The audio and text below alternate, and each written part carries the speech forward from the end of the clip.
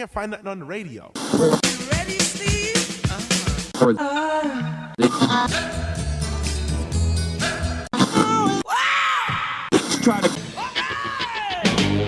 Welcome to Songology. He's Bruce, He's Richard.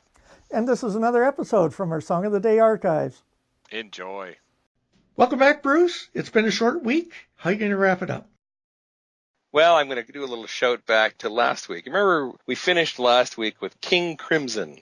King Crimson, yes. Yes, indeed. And I mentioned that one of the people who tried out for the vocalist spot in King Crimson after Greg Lake left was Brian Ferry. Now, they turned him down. Yes. But they were impressed enough with his singing ability. Yeah, they said, well, you know, your voice isn't really right for the sort of stuff that we do, but gee, you got a heck of a set of pipes there, guy. And so if you want to put something together, let us know. You know, we've got some contacts and so forth. Well, shortly thereafter, Brian Ferry started putting together the band that would become Roxy Music. Now, Brian Ferry, oddly enough, was a teacher of ceramics. Of all things. Yep. He taught ceramics at a girls' school in Britain, but he got fired because what they ended up doing more than learning ceramics was he would hold impromptu record listening sessions. So we drag out the record player, here's the latest thing, and we sit and listen to music and talk about music and so forth. So having lost his job, he threw an ad in the paper for a keyboard player because he and a buddy of his, a guy by the name of Graham Simpson played bass, Ferry could sing. We want a keyboard player. Well, Andy McKay responds. He wasn't a keyboard player, but he played saxophone and oboe. He did, though, own a synthesizer that he didn't really know how to play. Now, he happened to know, though, another guy by the name of Brian Eno, and Eno wasn't really a musician, but he could play the synthesizer, and he owned a tape machine, reel-to-reel tape machine. And so they convinced him to join the band as a technical advisor. And it didn't take too long before he was running keyboards and a full member of the group. Now, does the name Brian Eno ring a bell? Nope. Maybe not. It may for music fans, particularly music fans of the 80s and 90s. Brian Eno ended up with a very long, and is still even kicking around now, but very long, very successful career, particularly as a music producer. Did a lot of work with David Bowie in his later years, and various other people. But he got his start in Roxy Music with Brian Ferry. So the name comes in part because there were all sorts of old cinemas and dance halls and things called the Roxy. Right. In fact, there was in Roxy Theatre in Victoria when I was there. Kind of a neat old place that basically was mostly like a Quonset hut. Yep. It wasn't very sophisticated. So it was partly because of those names, and partly it was a bit of a pun on the word rock. It was originally just called Roxy, the band, but then they found out that there was an American band with the same name, and so he added music, hence Roxy Music. Right. So they got a drummer, and he didn't last very long. He leaves, and so they place an advertisement in the Melody Maker, which was a music trade publication, saying, "Wonder drummer wanted for avant-garde rock group." Now, that's not pretentious at all, is it? No, not at all. So that's where they got drummer Paul Thompson, and then about another, few months later, so it's the fall of 71. Again, having had our success looking for the wonder drummer, back to the Melody Maker we go, and we put in an ad for the perfect guitarist. Again, no pressure, right? Yeah. So one of the guys who auditions then is Phil Manzanera.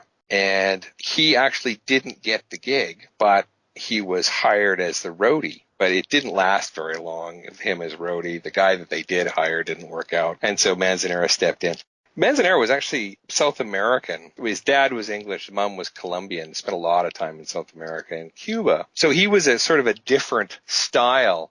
Ferry, McKay, and Eno all came from art school, and so they were very arty and so forth. Manzanera was a little more straightforward musically, and actually knew a lot of other connections to all sorts of other well-known musicians, including his older brother is a good friend of Pink Floyd's David Gilmour. So between that and their connections with King Crimson, they got themselves a recording contract, and away they went. And they have been very successful for many, many years all over Europe and also in Australia and New Zealand. Not terribly successful in the United States.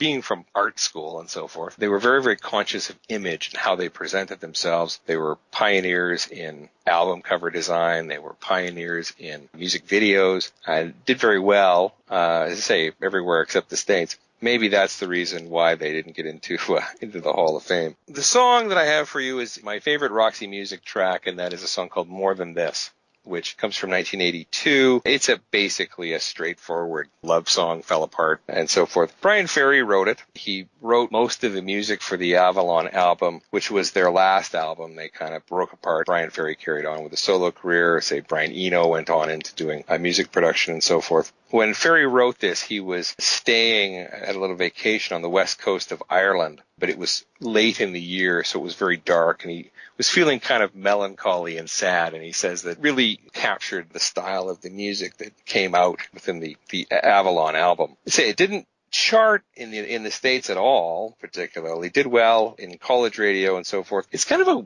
weird little tune in the sense that the vocals end a little more than halfway through the song, and then the rest of it is just instrumental. But I've always loved the drum part of it, the way they got the drums set up and mic'd. You have a really steady drum beat through the whole thing, which really drives the thing along. This is also, if you're a Bill Murray fan, this is the song that Bill Murray sings in a Tokyo karaoke bar in the movie Lost in Translation. Okay. You know, when you look at the Rock and Roll Hall of Fame, they like art rock bands and so forth. They have the Velvet Underground. Oh, they love the Velvet Underground. They're in. You know, they were in right away. The Talking Heads, they were in right away. Roxy Music, ignored the whole time. And it's actually been said that Roxy Music may have more imitators than any other band of their time. So they were that influential. Yeah. They have been eligible since 1997. But they are still not in the Hall of Fame.